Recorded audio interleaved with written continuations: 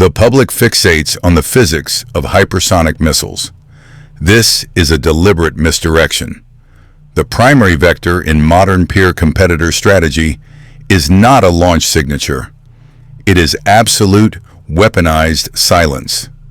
CSIS analysts document a systemic campaign targeting the nervous system of the global economy, the subsea data cables that carry over 99% of all intercontinental data traffic. Simultaneously, the second front is orbital. The objective is not kinetic anti-satellite warfare, which creates debris and invites escalation. It is satellite blinding, using directed energy or cyber capabilities to render GPS, communication, and reconnaissance assets inert. The goal is to engineer a blind Leviathan, a superpower deprived of its sensory inputs. This blind Leviathan can no longer process real-time financial data, track logistics, or verify threats. It is immensely powerful, but it is deaf and sightless. In this state of induced paralysis, a conventional challenge, such as a blockade in the Taiwan Strait, is no longer a manageable regional crisis. It becomes an existential threat. A hegemon that cannot see an attack cannot calibrate a proportional response. Its only remaining leverage is a systemic launch-on-warning protocol. Weakness, not strength, is the accelerant. The kinetic cost of blindness becomes a terminal solvency crisis for civilization itself. The pivot to asymmetric warfare is not a strategic choice. It is a solvency crisis. A state does not opt for a thousand cuts strategy from a position of strength. It is forced into this doctrine when the kinetic cost of projecting conventional power becomes an existential domestic liability. The math doesn't lie. Consider the Russian Federation. CSIS analysis frames the Ukraine war not as a geopolitical gambit, but as a catalyst for a systemic solvency crisis. The conflict is an unpopular domestic liability, draining both financial liquidity and political capital. When a state can no longer afford the symmetric cost of its own ambitions, its entire strategic protocol must invert. This inversion forces a pivot to asymmetry. The objective is no longer to win on the battlefield, but to degrade the adversary's economic and social solvency to a point of parity. The blueprint shifts from expensive kinetic assets, tanks and carriers, to low-cost, high-impact vectors that operate below the threshold of a conventional military response. One such vector is direct infrastructure degradation. Reports from industrial cyber confirm that attacks on industrial control systems and operational technology are expanding. These are not random acts by hacktivists. They are calculated attacks on the core economic engine of a nation. Each successful intrusion is a direct withdrawal from the target's national solvency account.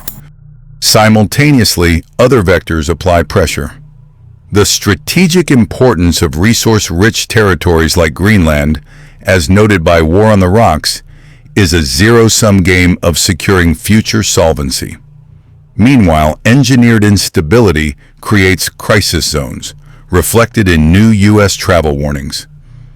Each new flashpoint, from a contested strait near Taiwan to a destabilized African state, functions as a resource drain, stretching the hegemon's focus and liquidity thin. The motive is mathematical certainty.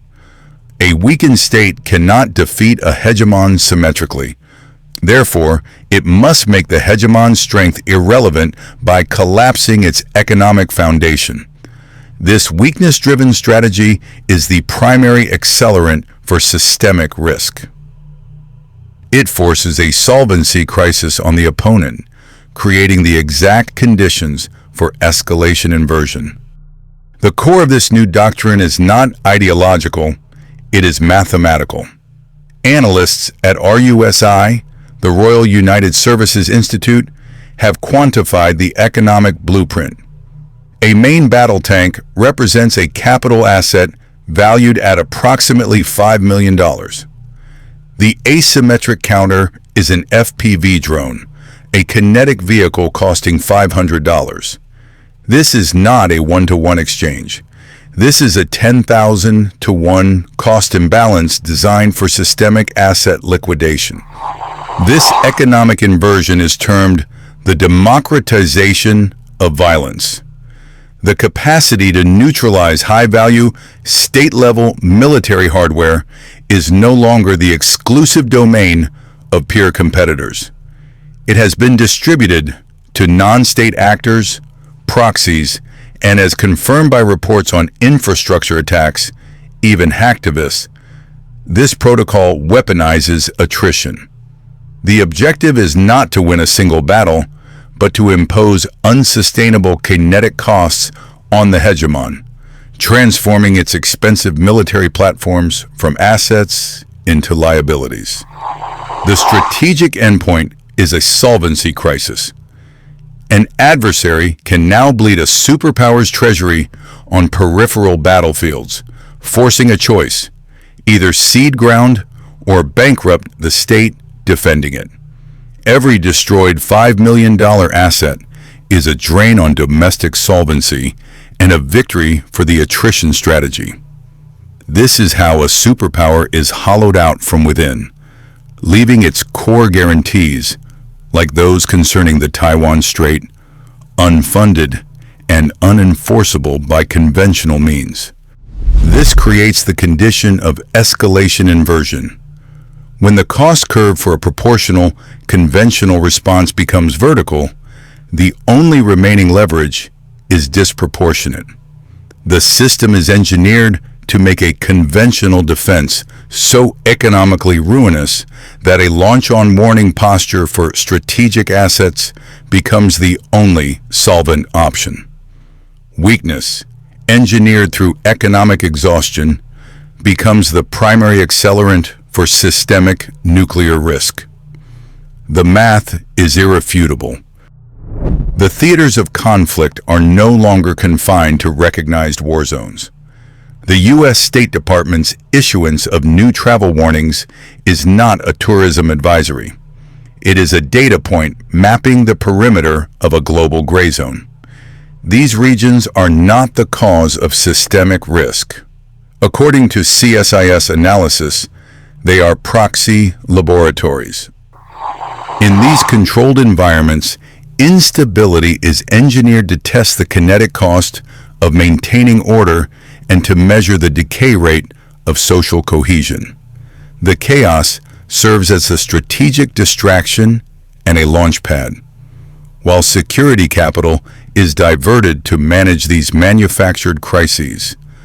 Strategic resource grabs accelerate in territories like the Arctic. A region, war on the rocks, identifies as non-negotiable geography. Furthermore, these zones provide operational cover. Industrial cyber reports confirm a systemic expansion of attacks by state-backed actors on critical infrastructure. Not just data theft, but targeted degradation of industrial control systems and operational technology. The gray zone acts as a firewall, making direct attribution a mathematical impossibility. The blueprint is irrefutable. These laboratories are used to perfect the vectors of non-kinetic attrition. The objective is to erode a superpower solvency until its conventional military leverage becomes a liability. This creates the precondition for a zero-sum challenge in a primary theater, such as the Taiwan Strait, where a weakened hegemon's only response protocol is a terminal one. The launch-on-warning protocol is not a policy debate. It is a mathematical function of time and distance. From detection to impact, an inbound ICBM allows a maximum of 30 minutes. JAR-USI analysis confirms the doctrine dictates a retaliatory launch must occur before command and control assets are liquidated. The decision window is not hours, it is minutes. This is a systemic protocol designed to guarantee a second strike. That protocol is now a systemic liability. The critical variable was once radar integrity. That variable is now compromised. As documented, attacks on industrial control systems and operational technology are expanding. According to Industrial Cyber, these vectors target critical infrastructure. CSIS confirms the primary targets include command and control networks. The objective is not theft, it is blindness. This is the fog of digital war. When early warning radar is blinded by a cyber attack, the commander faces an immediate solvency crisis. Is it a network failure, or is it the opening salvo of a decapitation strike? The launch on warning protocol forces a decision based on the absence of information. Fear of paralysis, of waiting for a confirmation that never comes, becomes the accelerant for launch. The doctrine was designed to deter a kinetic first strike. Now, an asymmetric digital vector can trigger the same terminal outcome at a fraction of the cost. The adversary does not need to launch missiles. They only need to create the credible illusion that they have. A nation that cannot trust its own warning systems is functionally bankrupt of strategic options. Its weakness, not its strength, forces the ultimate kinetic escalation. The doctrine of escalation inversion requires constant calibration. Peer competitors must test the target's systemic fragility to confirm the hegemon's solvency is sufficiently eroded. Analysis from CSIS confirms state actors now operate through asymmetric proxies, leveraging the deniability provided by hacktivists and cybercriminals to probe critical infrastructure. These are not random acts of vandalism. They are reconnaissance missions. Each probe measures response latency, political will, and the true kinetic cost of disruption. They are gathering data to quantify the precise point at which a superpower's conventional response capability becomes a liability, leaving only the terminal launch on warning option. The next calibration shot will occur within 12 months. The target? A primary U.S. maritime logistics hub. The event? A systemic, multi-day shutdown of port operations executed via a targeted attack on its industrial control and operational technology systems. It will be attributed to a hacktivist collective with no discernible state link. It will not sink a single ship. It will, however, paralyze a strategic artery, testing the threshold of economic pain required to force a disproportionate political reaction. This is the final data point needed before a major kinetic challenge, such as a move on the Taiwan Strait, is deemed viable. The event is a mathematical certainty.